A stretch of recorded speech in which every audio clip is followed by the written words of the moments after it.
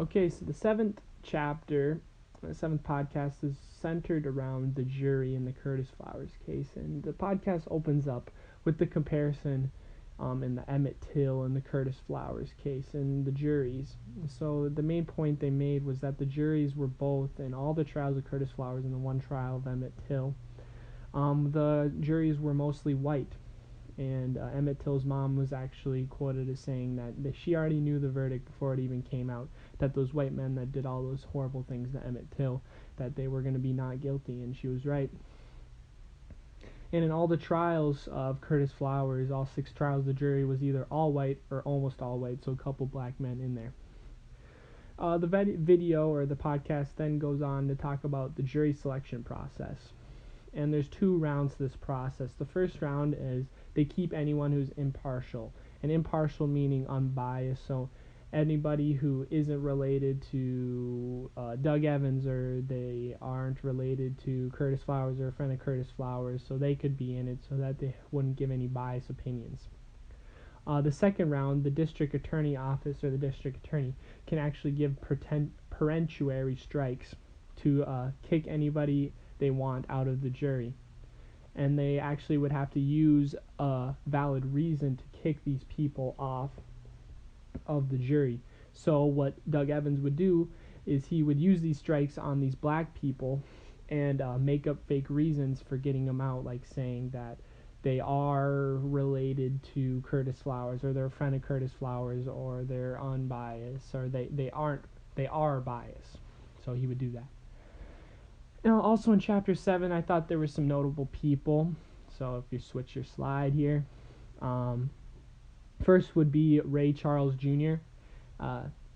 He took up the Curtis Flowers case after the second trial, and at first he didn't want to take up the case because he saw the first 2 trials before he took up the case, and he saw how unfair it was to Curtis Flowers, with the jury being mostly white, and all the speakers at the stand that would give their evidence, and they wouldn't have anything to back it up.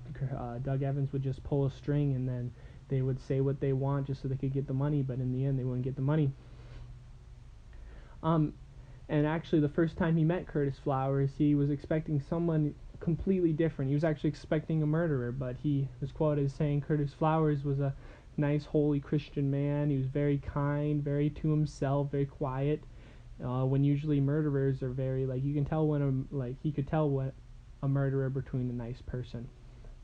And he was his defendant, his lawyer, through all the trials. And in the 6th trial in 2010, I think it was, he already knew it was over before the jury even gave the verdict. He said he could look at all the faces, he could look at the judge faces, he could look at all the jurors' faces, and he just knew it was over. He knew it was over for Curtis Flowers. The next person was Mr. Bibbs. He was a black man, a part of the jury in the 5th trial of Curtis Flowers, and in that trial he voted not guilty towards Curtis Flowers, and in the end he was arrested because of his disagreement with the other jurors and Doug Evans. It just kind of shows you what Doug Evans can do when he can pull the strings to get what he wants to happen. The next podcast, if you switch the slide, chapter 8, is more centered around Doug Evans in the district attorney's office. The podcast starts off by talking about the Grenada movement, freedom movement. This was a movement or a group of people that were also in favor of the MLK civil rights group. And how this was created was MLK was on a freedom walk, freedom march across Louisiana, and some of the protesters of MLK stayed in Grenada and formed this group. Doug Evans was a kid when this era was happening, with all the civil rights group and MLK and all that stuff happening. Doug Evans went to high school, and he stayed in the mixed high school because everything was becoming mixed there, instead of going with other whites to an all-white school. So once the school actually became mixed, some of the white people were very unhappy with this, and they went to and created a different white school, an all-white school, and no black people in there. And Doug Evans actually stayed in the mixed school. So after he graduated high school, he initially became a cop. And after he became a cop, in Grenada, he moved up the ranks and quickly earned the respect of all the cops there. And the cops said he was a nice Christian man. He was a bulldog. He get what he had to get done, and he got the verdict, got the truth.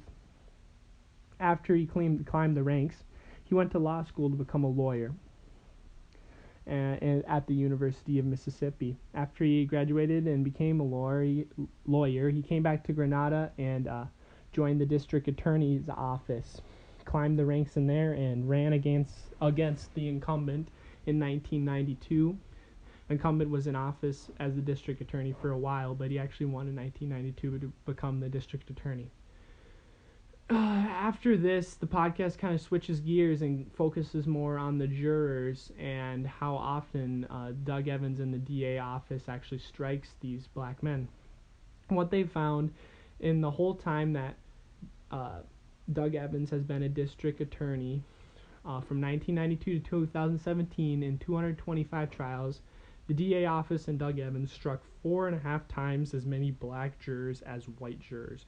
To kind of put this in comparison, the podcast looks at other courthouses in New York, in Florida, Texas, Philadelphia. They looked, and none of them were up at the rate that is 4.5 times as many black jurors as white jurors. And towards the conclusion of this podcast, they actually did an interview with Doug Evans. They finally got a hold of him, but at first Doug Evans wasn't so easy. Doug Evans would not return any of the calls. He wasn't in office whenever the reporters went in. But finally, the interviewer went in at the right time, and Doug Evans was in office, and they actually had to wait an hour to actually see him because he was in a meeting before them. But what was kind of interesting is that the interview actually didn't take place in his office, but it was in the front room of the building. So Doug Evans came out. They only talked for 11 minutes, which is not that long considering how many questions the reporters had for him about this case. But in those 11 minutes, they asked a couple questions. There was various questions about the trials. And in those questions, Doug Evans actually what he did was he accused people without any evidence. So kind of an example of this is that the reporter asked him about the jailhouse snitches, how in the first trial that how Doug Evans told them to this made up story so that they could get Curtis Flowers guilty, and how they said that it was all true. And Doug Evans actually said he accused those people and said that they actually lied to you. They actually were telling the truth and all this, so he accused people without evidence.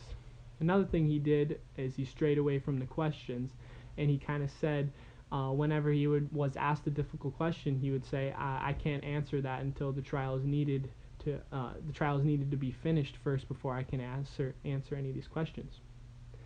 And finally, he claimed that he has the right guy in Curtis Flowers. He said he was 100%. He said he was 100% certain that Curtis Flowers was the guy who murdered those 4 people. He also claimed that everything that was presented was facts: the gun, the route, the witnesses, everything. So with both these podcasts kind of brewing up, you kind of see the man that Doug Evans was, and kind of how fishy the whole situation is with the jury and Doug Evans as a person.